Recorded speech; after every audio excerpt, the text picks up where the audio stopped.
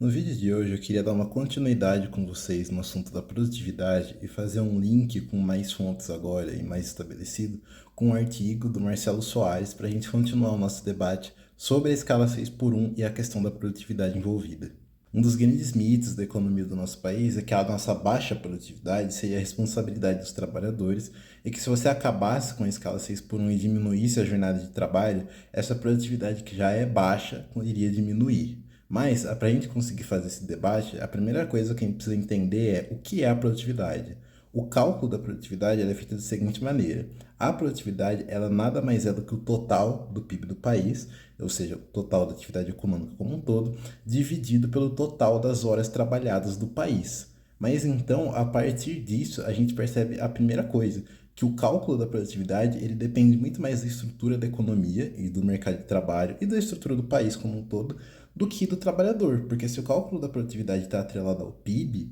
se a produtividade é baixa, muitas vezes é por conta do PIB do país ser relativamente baixo ou ser um PIB defasado com relação aos países em desenvolvimento, os países desenvolvidos. Nesse material muito bom, publicado pelo Marcelo Soares no Lago Insights, a gente vai deixar disponível aqui depois para vocês, ele até traz um dado muito interessante de que é necessário 4 trabalhadores brasileiros para produzir o mesmo que um trabalhador dos Estados Unidos. Mas agora que a gente já tem, à luz do nosso conhecimento, como é feito o cálculo da produtividade, se torna muito claro e óbvio que esse fator não é responsabilidade desse trabalhador brasileiro. Isso acontece simplesmente porque o cálculo da produtividade está atrelado ao PIB e isso faz com que a produtividade do Brasil seja muito menor em comparação a um país com uma economia de um tamanho absurdo, em comparação ao Brasil como os Estados Unidos. Então, o que eu queria concluir e trazer de lição para vocês nesse vídeo é que esse índice tão amado pelos economistas liberais, que é a da produtividade, ele está atrelado a uma série de coisas, principalmente a estrutura econômica do país, e por último, talvez seja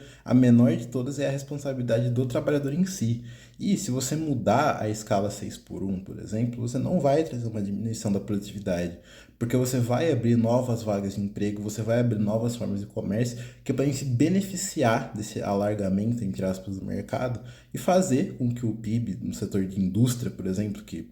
foi destruído, dizimado no Brasil nos últimos 30 anos, possa se reerguer. Então, essa questão da produtividade ela é muito mais complexa e está longe de ser uma questão simples de trazer em 2 minutos. Mas a gente faz o que pode.